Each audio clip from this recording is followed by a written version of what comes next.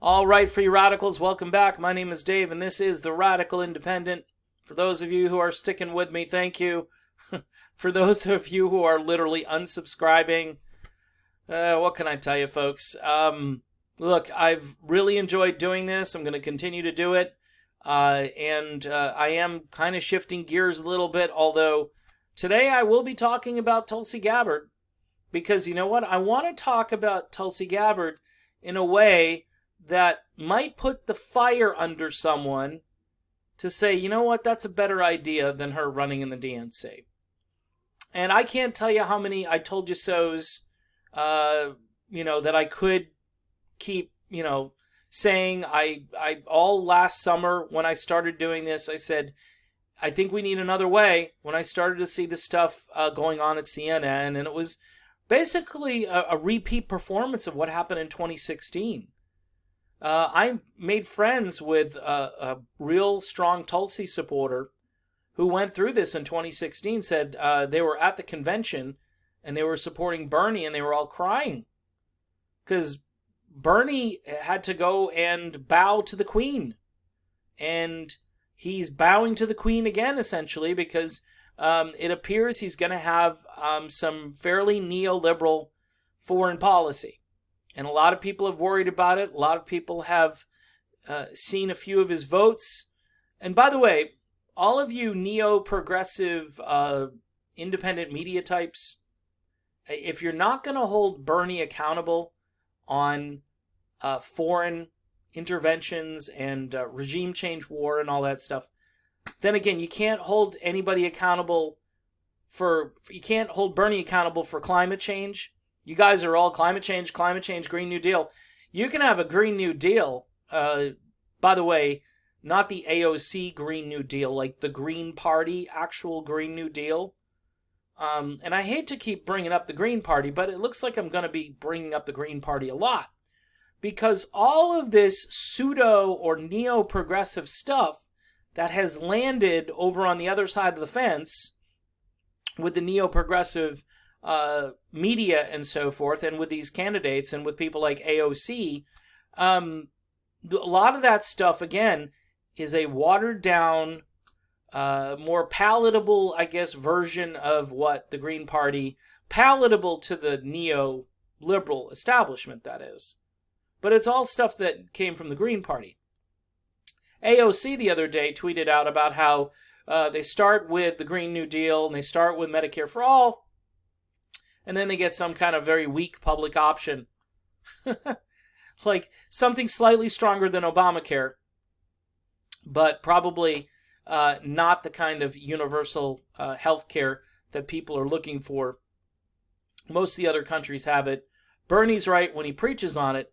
I'm just worried that his whole agenda is going to be crippled by the fact that if you can't stand up to these military types within the framework, and I understand you walk into the Oval Office and you would think, hey, I've got the power to change this, but Trump, whether you like him or not, he's going through the same stuff when it comes to global war, which just continues. And there's no end to it. He just tries to tinker around the edges, tries to say, nah, he doesn't like it. He tweets out, nah, we're going to try to get along with Russia. And then they beat him over the head. Imagine him saying that he wanted to get along with Russia and then having to be now the tough guy on Russia, basically escalating Cold War. That's what the media did. That's what the Democratic Party was willing to do to our political system. Great. That's just what we need, right? So a guy like Jesse Ventura, all right, last fall said, I'm considering a run, independent run. He recently, by the way, came out and endorsed Lisa Savage, who's running for the Senate up in Maine, as a Green Party candidate. Now, if you're thinking the Green Party has no chance, and it's a waste of time, and your perception, you've been brainwashed and programmed that it's just D's and R's. By the way, the Libertarian Party is out there too, and the Green Party, got labeled as the spoiler last time, and people hate the Green Party because if the Green Party supposedly didn't have Jill Stein, then you wouldn't have Donald Trump. I don't know. Look, folks, a lot of people didn't like either of those candidates.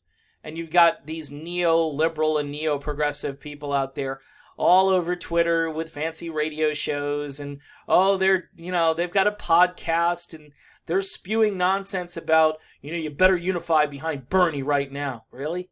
What's that going to do? What's unifying behind Bernie going to do when he's eventually... Add the delegates up and tell me if the math works. Tell me if Bernie Sanders has the math to get to the convention and win this thing on the first vote. I don't think he does. And most people who think this through are saying that he's going to eventually get blocked.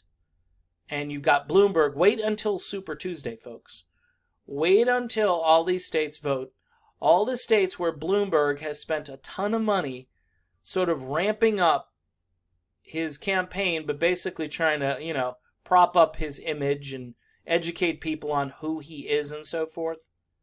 Nobody really knows who Michael Bloomberg is, but now they have this impression of who this guy is via the ads that he's been running now for months and months, including one during the Super Bowl. So, again, what does this have to do with Tulsi Gabbard? Well, I've made a few pleas before to Tulsi Gabbard, and they've gone unanswered. I'm going to continue to do it, though, because I love Tulsi Gabbard, and I think she's the best candidate we've seen. I don't want her in the DNC anyway. I mean, think of it this way. Do you want Tulsi Gabbard running as a Democrat, knowing what the Democrats are like? Knowing what they're all about? And no, it's can't be reformed, and this is where I disagree with Tulsi. Tulsi says, we can reform it, we the people. Well, we the people got, 3.5% of the vote in New Hampshire? Yeah, we the people did not succeed. We the people got blocked out. We the people, our candidate, didn't get heard during CNN town halls and debates. Why? Because the entire thing is rigged and skewed and designed so people like Tulsi Gabbard don't go anywhere. Plus, Tulsi committed the cardinal sin of walking away when she could have been a star in the DNC and play the game the way they wanted her to play it. They wanted her to be a neoliberal who was totally immersed in identity politics. And I just think that's a recipe for disaster. Now, I'm not saying that people of other colors and races and so forth can't or shouldn't be in, higher levels of government and so forth, and we need to elect more women of color and more minorities and so forth. But when we get so focused on that and we take our eye off the issues, people are going to lose. People aren't going to thrive. If we can't get Medicare for all passed in its truest form, then I think we're kind of toast. I think Jesse Ventura and Tulsi Gabbard running together in the Green Party would be enough to absolutely shake up and rattle the political establishment. And by the way, Tulsi's seen combat, Jesse's seen combat. They're not going to be afraid of the media.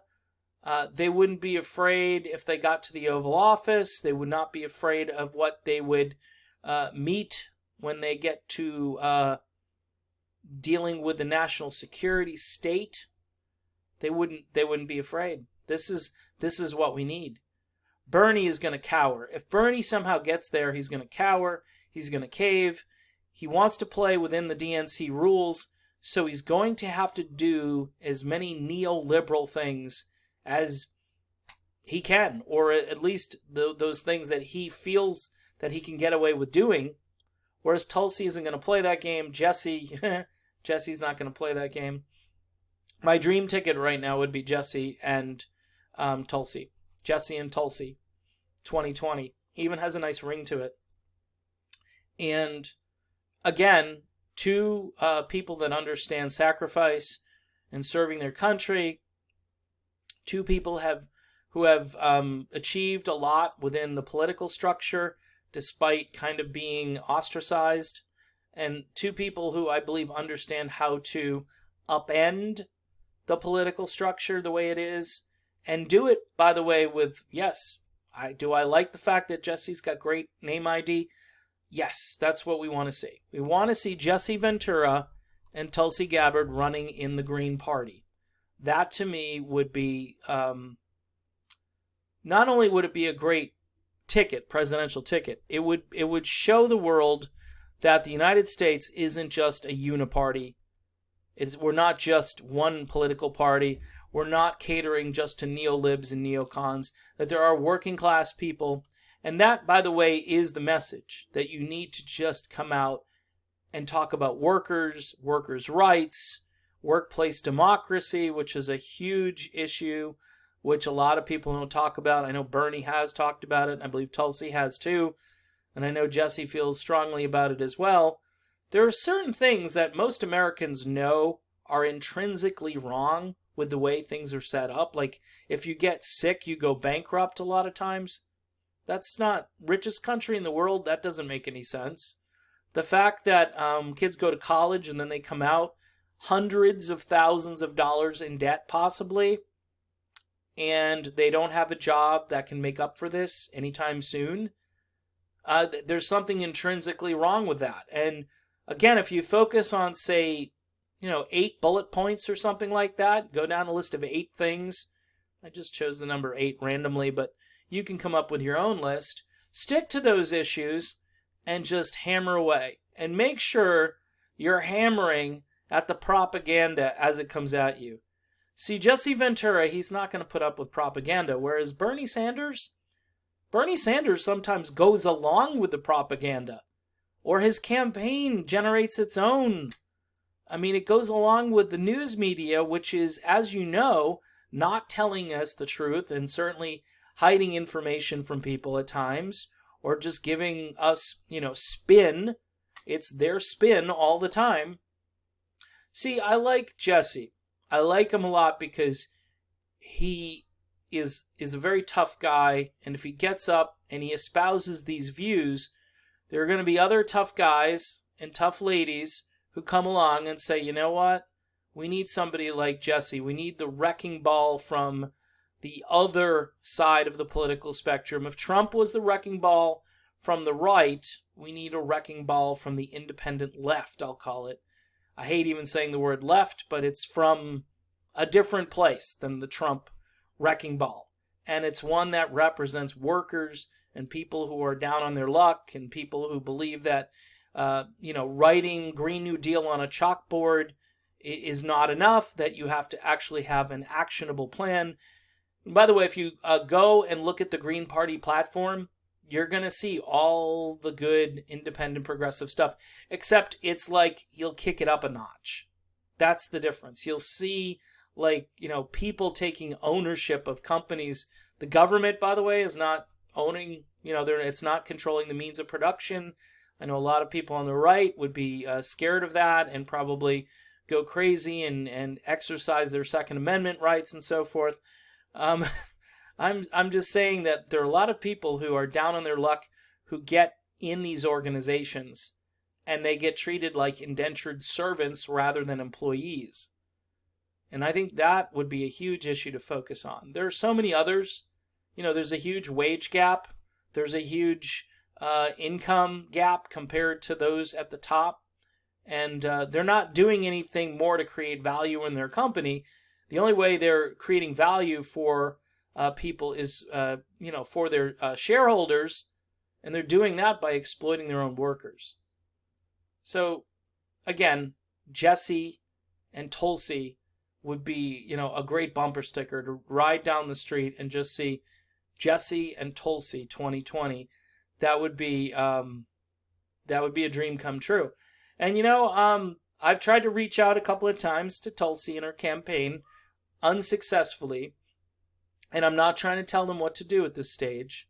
They have some money that they got from you and I, though, through the donations that we gave so they could make these debates, which they never, either they didn't make because of polling or they decided it wasn't that important.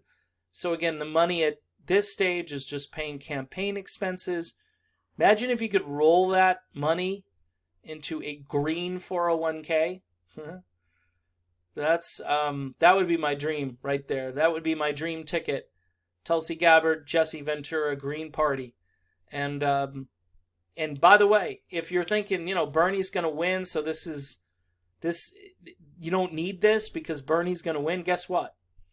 You need it for two reasons. Number one, the DNC, they're going to pull Bernie away from his more independent ideas and his more radical ideas, depending on how you want to look at what radical is. Number two, we need a future. We need something once this whole thing goes down in flames, because Bernie's either going to lose to Trump. He might not. Kyle Kalinski's out there. Oh, don't count your chickens. No, it isn't, Kyle. It's not that, buddy. It's not counting your chickens before they hatch. You know what it is? Don't count the DNC out when it comes to sabotaging Bernie Sanders. I don't see how he gets there with the delegates the way they're going. I don't see how he gets there. They've appointed all of these lackeys from the Clinton administration and from, going back to like Al Gore. They've got all of these people that are overseeing the delegates and the superdelegates who are all neoliberal freaks. And you're telling me, Bernie's just going to waltz into the convention and just, I accept the nomination. No. I would, again, if I had money, and I don't have a lot of money, as you know, I'm being demonetized and unsubscribed to. But if I did have a lot of money, I would put it on a wager that the DNC will somehow sabotage Bernie Sanders. And rather than waiting for the sabotage to happen, rather than waiting for Bernie to acquiesce and say we need to support the nominee Mike Bloomberg for president, the billionaire, we need to do that. Or we need to celebrate the rise of the deep state with Pete Buttigieg. We need to make him our crowning jewel, And you're sitting there going, what? What does he stand for? He talks in platitudes.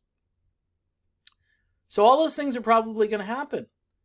So I'm preparing, just like I prepared back in June and July for the eventual result that we saw in New Hampshire. I wasn't trying to predict it. I didn't want it. I was hoping that, people up there would have a little more common sense. But, I heard people were ripping Tulsi signs down. And, again, media mentions of Tulsi Gabbard, like Joe Biden had 236 and Tulsi Gabbard had 1.